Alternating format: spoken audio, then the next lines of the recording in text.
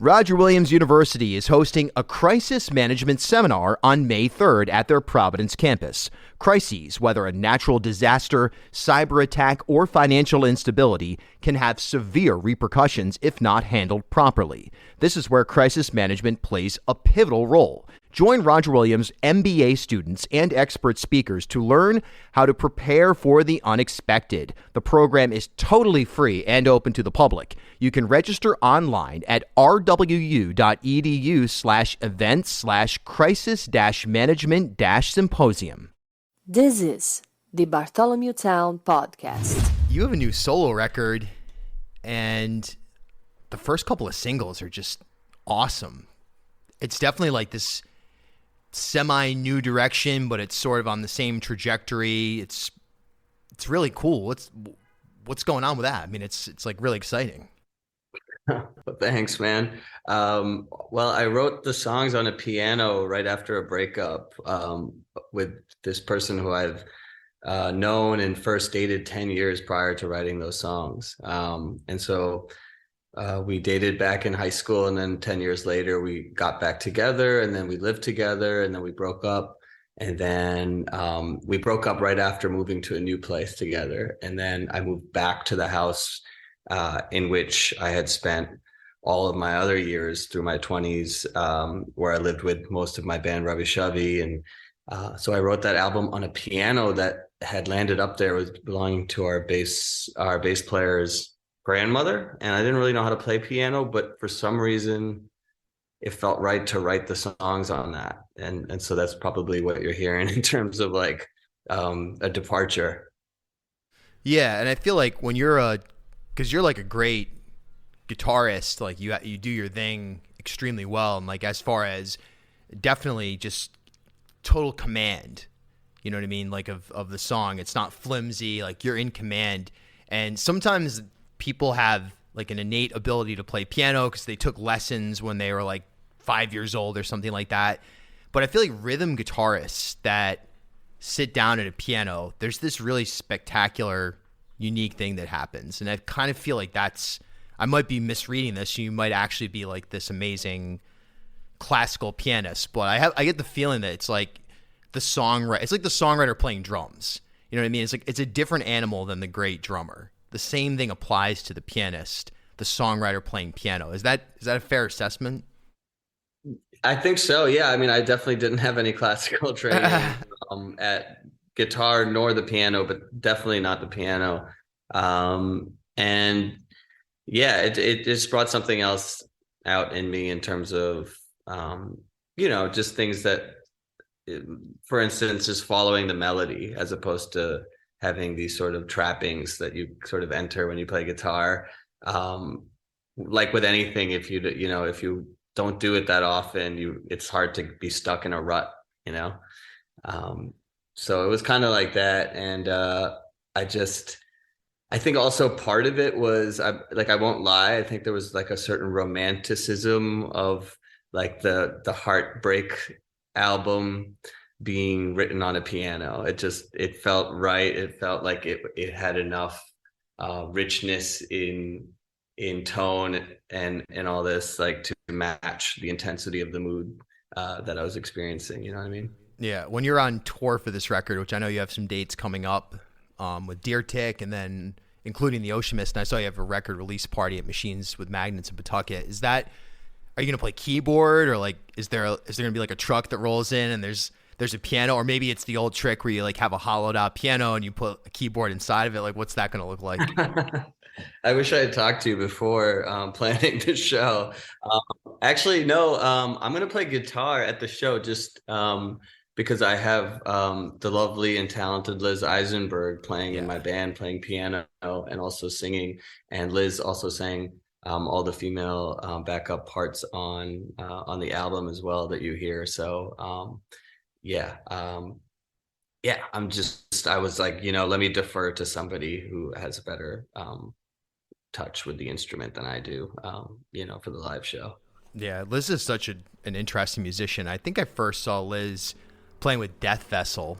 I think that's probably the first time I encountered Liz, and it was like, oh, okay, well, that's somebody who has the like the X factor, whatever that is, of just like being, conveying a spirit through their instrument, even in a side, quote unquote, side role. And that's so hard to do. That's so hard to like be a full on performer and be in that side capacity. And I don't even really like that term, but just like that's conventionally how I guess you would frame somebody in that spot.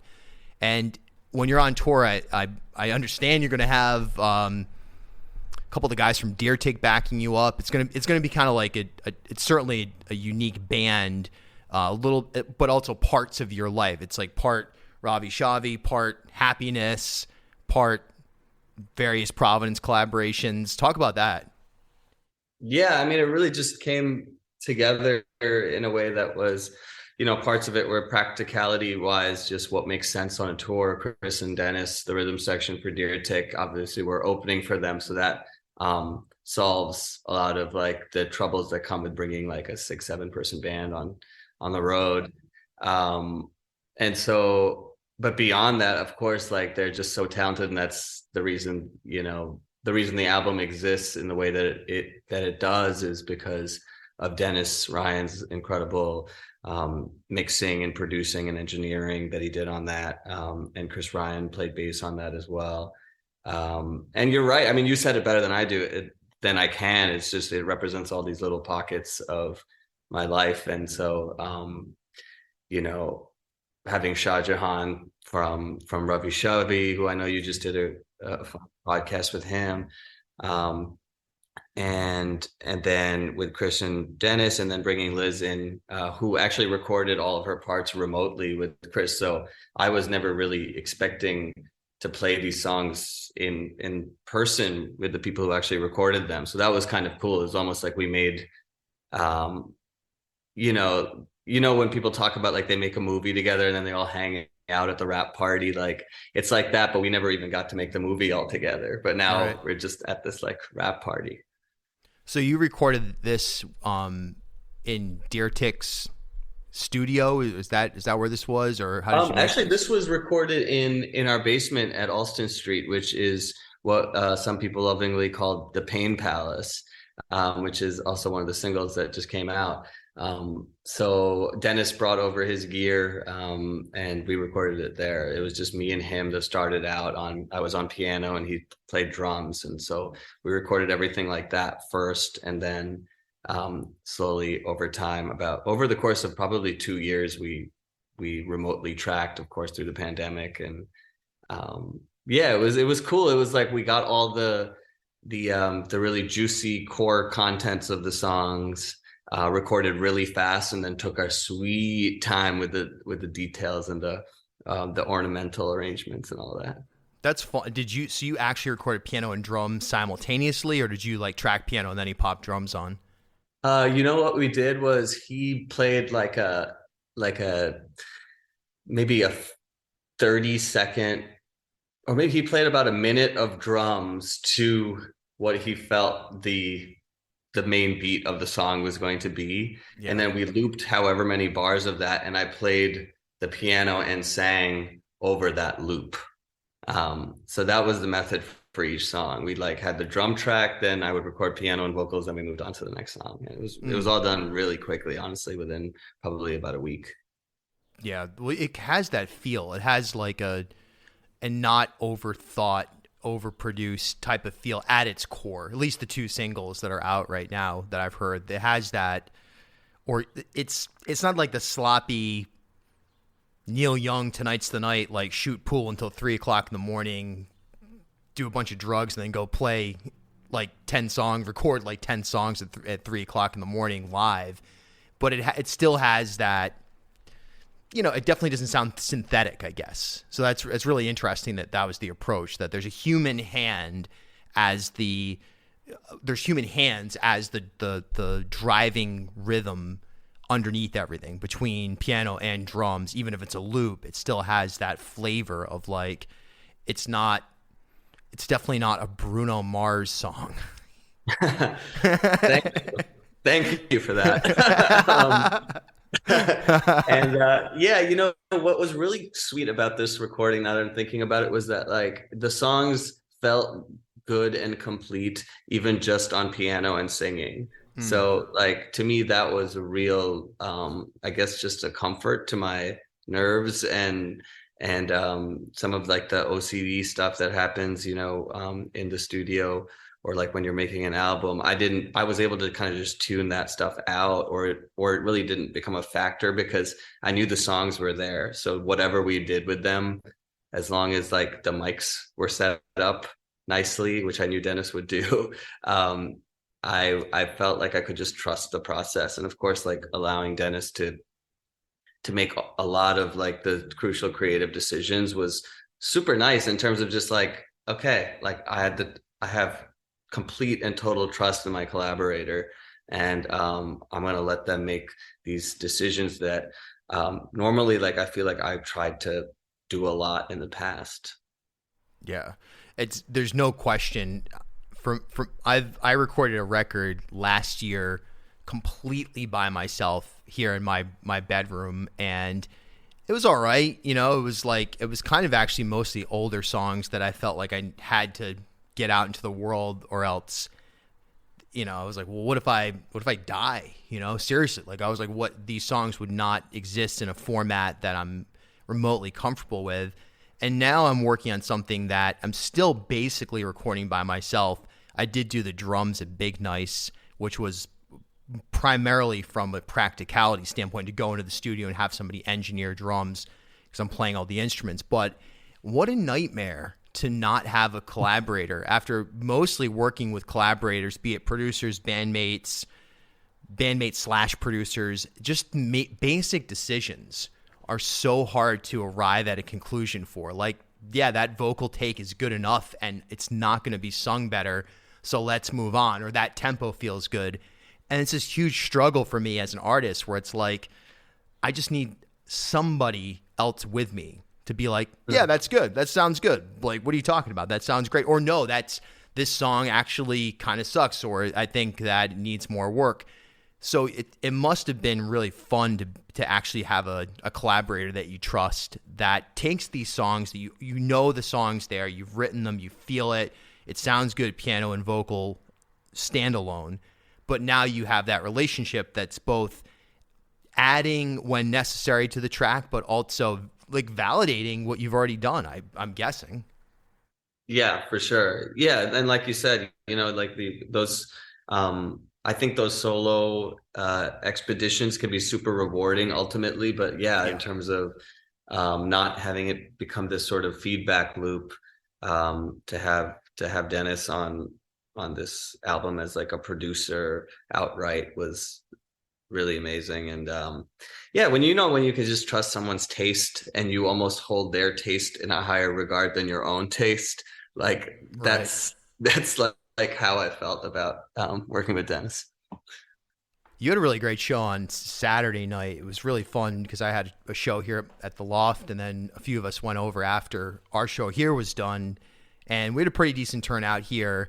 And then I showed up at Revival over in the Valley, and I missed most of the show, but I saw probably like 7 or 8 of your songs with Ravi Shavi. And it was like, oh man, this is great. Like, so many friends, people I haven't seen in some cases in a while, or in some cases like just nice to be out and about in Providence. And there were kind of 2 things that like I was feeling. One, I was like, man, your band is amazing. It always kind of has been this staple of Providence, but you just sounded great. It just felt great. It just was like a great moment. But then also, Providence has kind of ebbed and flowed from my perspective over the last decade. And, there was the indie folk thing, and then there was like a lot of blowout from that, like bad actors and stuff that got kind of caught up in it. And the pandemic changed everything. And it almost felt like, okay, now there's this new wave of younger artists that are, whether they're in the punk or the hip hop or the indie scene or something else, but then also, dare I say, veteran, because it's not like, that's not really, I mean, you kind of are a veteran, but you're still innovating. And it felt like this is a great moment in Providence. So what's your take right now on making music in Providence and being an artist that's based out of here in terms of feeding your own creative energy? Yeah, I mean, I think it's super motivating, and you're right to characterize that shift. I think, like, in terms, because I definitely feel it, and obviously the pandemic having taken us away from seeing, if Providence is our child, it's like we're not watching him, or we're not watching them grow, and then we take a while and then we see how much it's grown, and so like, yeah, being away from the music scene for a bit and have coming back was a real treat. And like it, like parts of it, I think I feel really motivated by when I see a band that is just great. And it challenges me, and to be honest, I go through like kind of like a existential roller coaster sometimes, especially in a small city, like, like we have been around for a while. And so I always feel initially like jealous when I see a really good, like Totally, great yeah. band. And then, then I have to go to like acceptance. And then I can usually come to that like place of abundance, let's say, like when you're just like happy for other people's success. And somewhere along the way, I get motivated to like innovate as well, because I'm like, we're it's like that sort of I don't know, I always like, maybe it's not the healthiest way to go about it, but like I always like seeing music as um kind of incorporating some of the friendly competition that happens in, Yes. other things as well. No, you're totally right. This is so important and so great to hear you say that, because a lot of people misinterpret that and they associate it with like capitalism or sports, or, you know, this kid is in my class, like my parents like, why can't you get good grades like Joey or whatever? And the reality is that the competition is what brings out the very best of anybody. I really think so. I mean, obviously you have to be introspective. You have to work in your own lane and have blinders on at the same time. But yeah, I was incredibly inspired. And like Ziggy Nardust, who lives with me, who's another like amazing artist, plays drums in a bunch of bands, writes his own songs. Like after your show, like the next morning, we were like, yeah, that was great. Like, should we both have three guitarists as well? Like, how should, like John Ferrone on drums, like not a lot of cymbals happening. That's an interesting thing that's happening there. Like, and that competition, it's not like, I'm going to like smash my opponent's face in the dirt type of thing. But for me, those have always been the peak moments of any artistic community I've been a part of, is like, oh, wow, this band is suddenly playing Letterman that like lives in my building in Brooklyn, and went from like a band that was sharing bills with us to now they're touring the world or something like that. And you go, well, yeah, I should be jealous of this, but at the same time I should look at it from let me tap into that same energy. Let me tap Exactly. into that same space. And it's a Yeah. positive. Exactly. And yeah, and to me, it's like, the metaphor would be like when you're playing sports with somebody, it's fun. It's more fun the better you get at it. So, like, if you're playing, I don't know, if you're playing like tennis with somebody and they're really good, it's not going to be fun unless you strive to be as good as them. Yeah. And so, like, that doesn't mean that it's like bad blood or anything. It just means that, like, it's fun to play tennis, and it's fun to play football, and it's fun to play music, and it's fun when we can all play together. No, it's so true. That analogy I actually took to real life with my buddy Mike, who's a great songwriter, kind of root songwriter, plays in bluegrass outfits and stuff like that. And we were living together during the pandemic. He was living here at the loft, and it was like during the time where there was nothing to do. Like we'd already kind of burned out on music and trying live streams, and I was like running around covering the pandemic, and he was teaching school remotely. And he was actually at your show on Saturday night as well. He came out and he was like, man, that was so freaking refreshing just to be there. But he and I actually took up golf during the pandemic. And we play like a couple of times a month, sometimes 3 or 4 times a month. And yeah, the only reason it's fun is because we're both trying to get better and like both trying to have the best day out there. And it's like, it's kind of a weird thing, but it's this perfect analogy or like sidebar for music, because it's like, all right, let's leave there and now kind of have that sort of framework of like, you write songs, I write songs, you have a band, I have a band. We just played golf. What did we learn from that? Like trying to compete with each other in a friendly way that we can now take to the next track that we work on. And when I share it with you, I want you to have that reaction of like, wow, why didn't I think of that? And then I want to, when you share your next track with me, I want to be like, wow, why didn't I do that? And that's just like amazing, true competition that is, I think too many people balk at and see it as a negative. And I'm so glad you said that, because I'm really passionate about that concept. Yeah, and I think it really just means that people are really listening to each other when those kind of things get activated, and you're like, what's going on there? You hear a third guitar, and you're like, it's because you were listening and you were like paying attention, and that to me is like camaraderie. What about this nebulous space of a band like yours, an artist like yours? You've had certainly success on a national scale. I can certainly recall when I was not living in Rhode Island reading about you on Brooklyn Vegan or whatever national indie music pipelines. Like, you've been fed to that machine and have reached people for sure. And you've had success on tour, and you've played some pretty big spots. I've seen you play Newport Folk Festival, even though you're wearing a shirt right now that says Ravi Shavi didn't play Newport Folk Festival. Right, that was 2022. I played 2021. Yeah, exactly. So there you go. Yeah. Like, so it's this crazy time because I don't really know what you do to reach more people.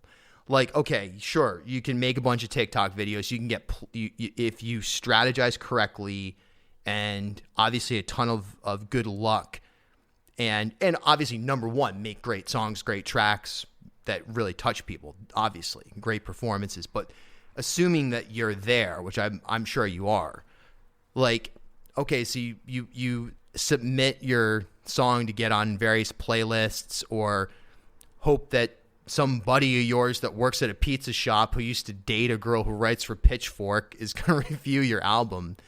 Like, there's a lot of randomness, but what do you do? Like, what's your strategy? Not giving away trade secrets, but what do you do to get your music to a broader audience in 2023? It's almost like, what's your advice to anybody else out there? Because what I saw Saturday night, I was like, this is it. Like, there's no reason why this couldn't be as big as any of the few selected acts that are pushed to that national level.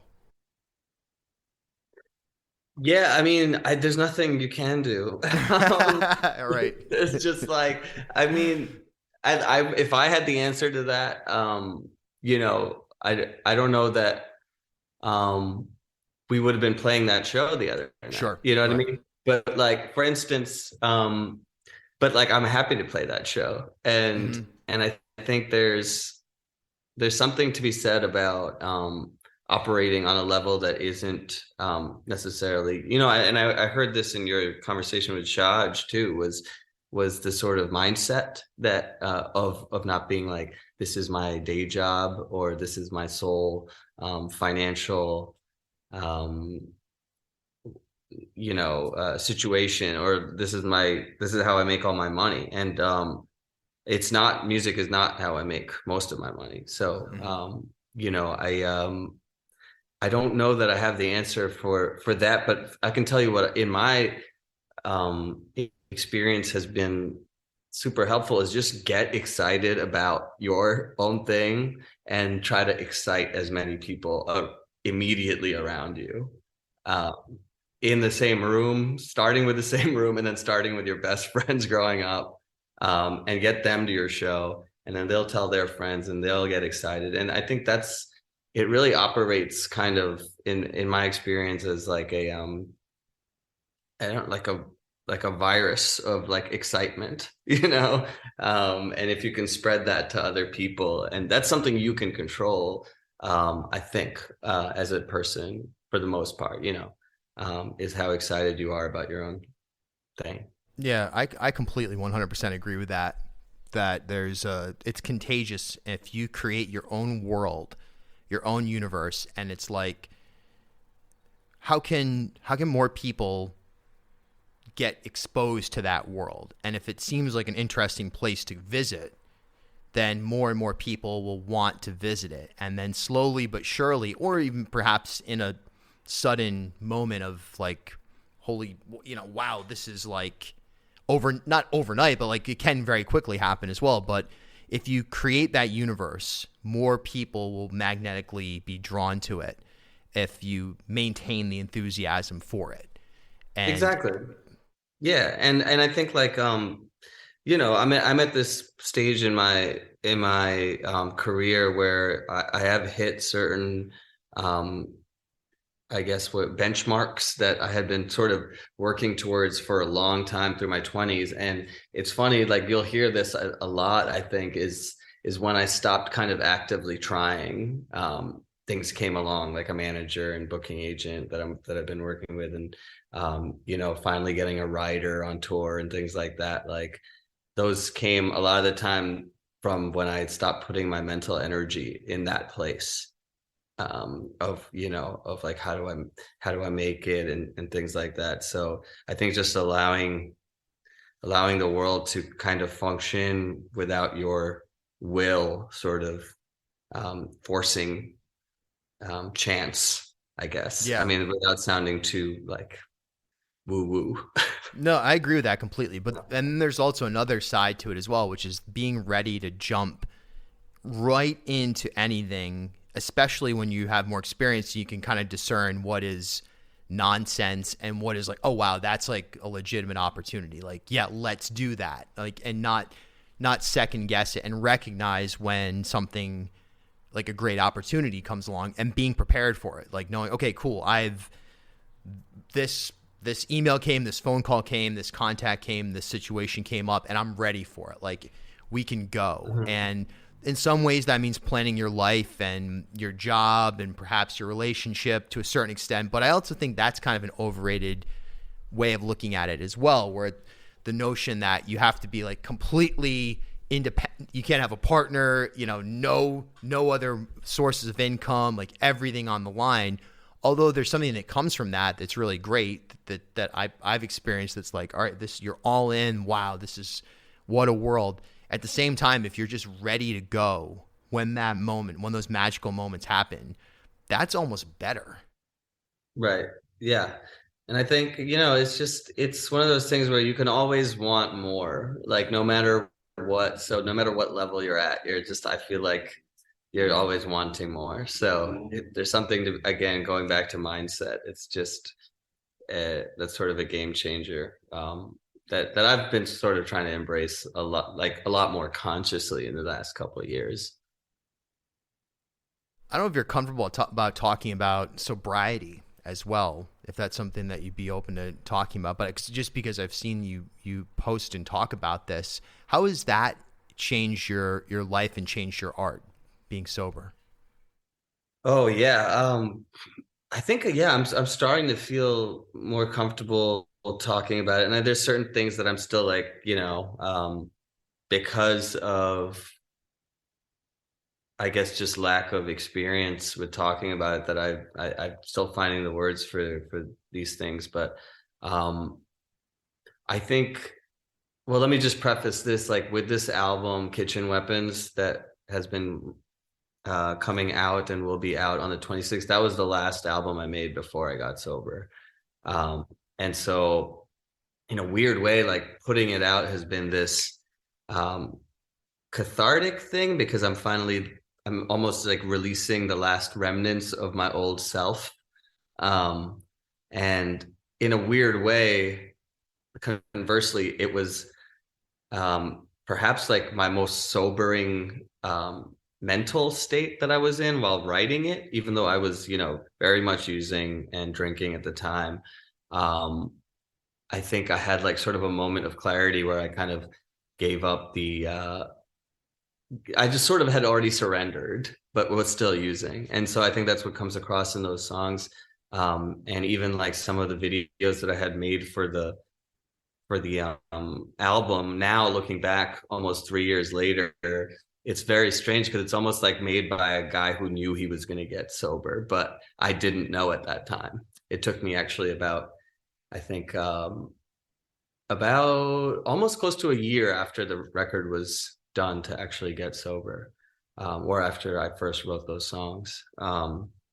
So I guess like in a weird way, I haven't really made it a concerted effort to work on new material since I got sober, because I've just been like working on the material of being a human being, you know what I mean? Sure.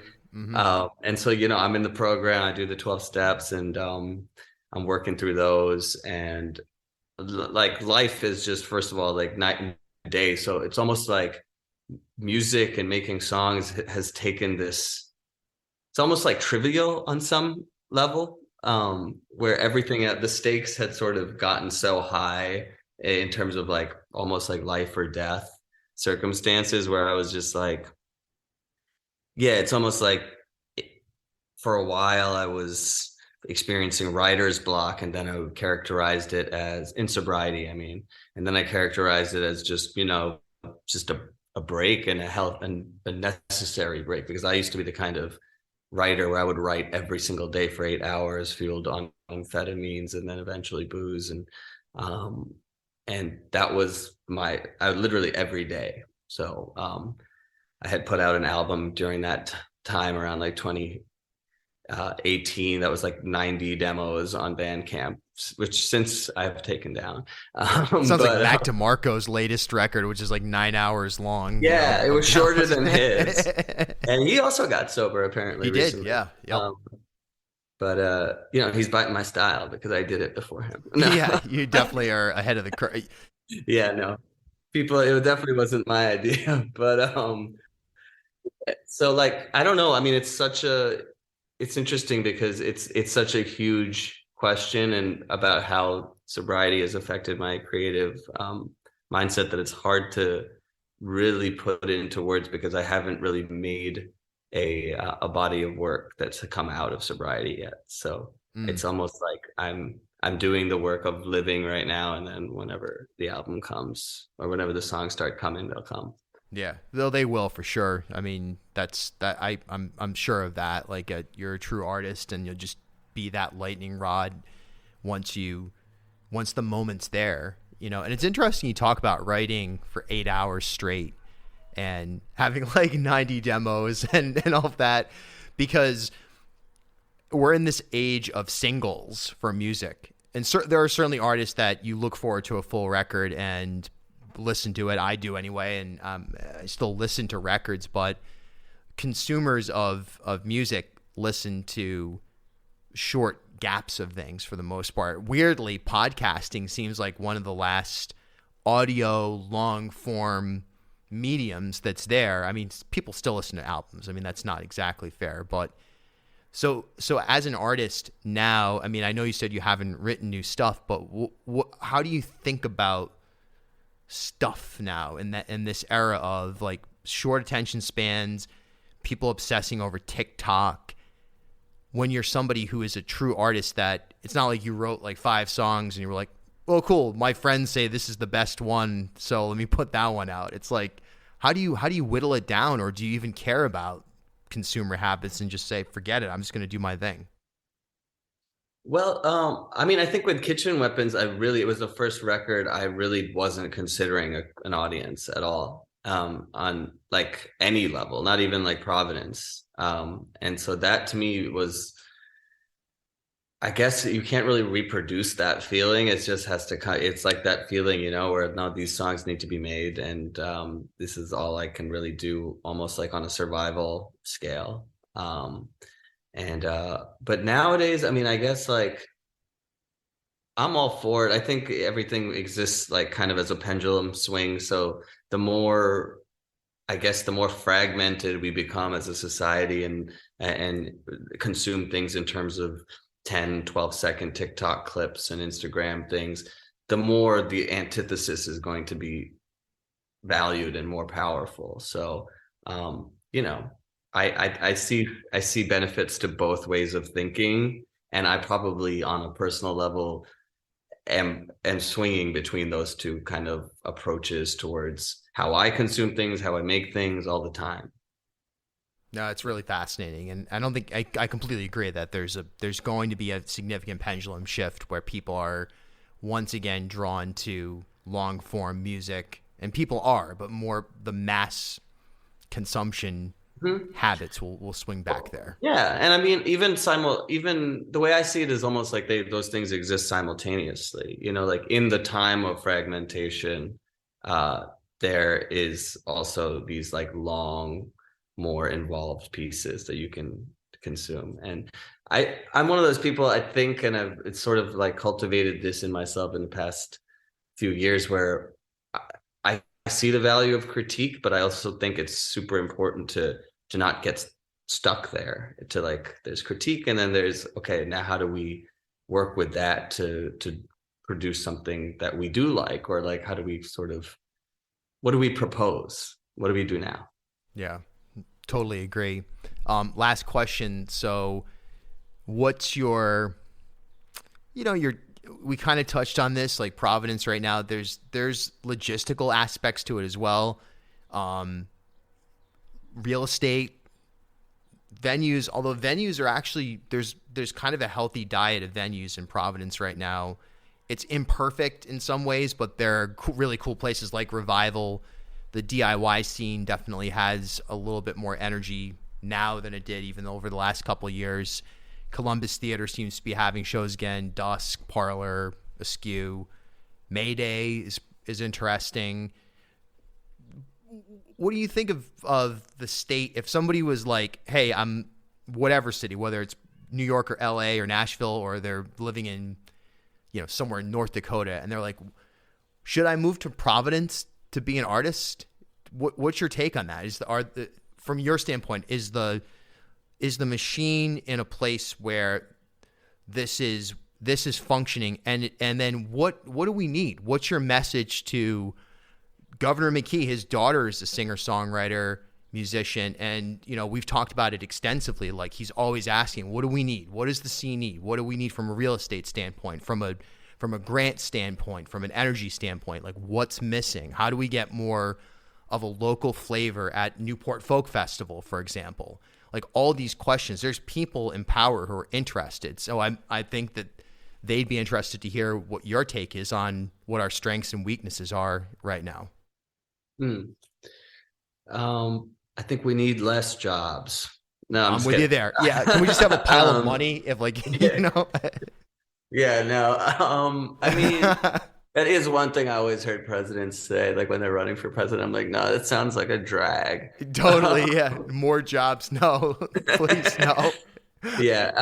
No, I think, like, to be honest, it's just, I don't have a solution for, and what you named, I think, is, we do have a lot of tremendous venues, and like those people who are operating those venues, I'm so grateful for them, and yourself included, running the Elmwood Songwriters Club, and like all anybody who's contributing something that offers an outlet for other people and brings people together. I'm super grateful for, and I would say we just need more of that, and especially like downtown. I think spots like, I really miss Aurora, and I know, and what that's the way that occupied that particular part of the city, and just the way that it sort of, I like that. So to me personally, I like that sort of like white box kind of venue where it doesn't have too much of its own imposing vibe, where it's just like, okay, we can sort of fill it each night with a different thing. And I think Aurora was really cool for that. Not saying I don't love when venues have their identity, but I just think there's a special place in my heart for places that allow themselves to be very modular in that way. Just in general, I always wish there was something like a rec center or something like that, where there was other activities like ping pong and pool tables and a movie theater, like a big all-purpose room in the middle of downtown somewhere would be amazing. And with the kind of like art grant money that the state is supposed to be kind of like working on. I think it would be cool for Risco or something like that to fund a project like that. Yeah, I completely agree. Yeah, that white box venue is something that's really special, and I think that draws on an arts oriented, like fine arts oriented background versus like a pure entertainment background. Like, it was funny during your show at Revival, there are a couple of TVs and like they had the XFL championship game on. So it's like The Rock or whoever it is, the wrestler, Dwayne The Rock was up there awarding the XFL championship trophy to a bunch of like minor league football players. And that's blasting while you guys are on stage. Right. And like my buddy Mike was like, I think I'm going to go ask him to turn this off. Like, there's nobody watching it. And I was like, actually, there's something kind of hilarious and magical about the fact that that's happening simultaneously. And you guys, no one was distracted by it except for us, because we were just kind of assessing the place, so to speak, in the back. But you're right. I had that same thought. I had that conversation with Nick, our guitarist, right before. Yeah. I was like, should I ask him to turn it off? He was like, the XFL is on. I'm like, should we ask them? And then I went through that whole thing. And I was like, oh, actually, it's kind of like more postmodern if like we have it on. And I'm like, I don't know. At the end of the day, we just left it on. Yeah, no, you made the right choice because it added a flavor to it. I was like, this is Revival. This is the place. Awesome sound system, great vibe, friends hanging out, everyone hanging out, watching a great show, outdoor space, people smoking outside, the whole thing. And the XFL is on. Great. There it is. But you're right that a diversity, a total snapshot, totally. Hey man, I'm psyched for you. I love the new songs. I love your music. It's really you're a real asset to the community here, arts and beyond. And I'm just psyched to see what happens next. So you've got coming up, obviously the record release show. I think it's July 21st at Machines with Magnets, and you're opening up Deer Tick's Ocean Mist shows. I haven't seen you announce you're playing the folk festival this year. I haven't put in my name in the hat yet, but I hope to at least do that part, and then we'll see what they say. Yeah, there you go.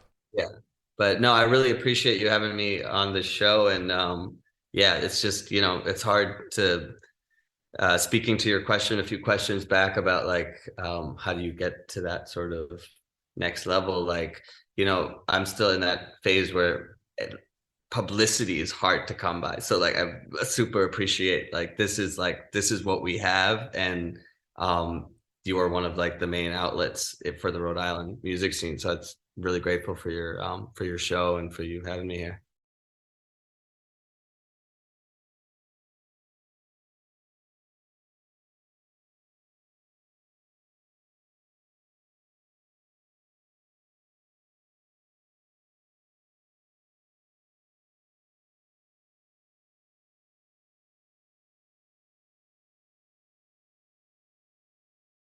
At HealthSource RI for Employers, we provide access to health insurance to more than 1,100 local businesses and nonprofits, and 96% of them renew through us every year. Maybe it's our choice of 19 different health plans, our 10 years of customizing solutions, or our one local team of dedicated experts helping employers find quality health insurance. See how our numbers stack up for you. Learn more at healthsourceri.com/employers.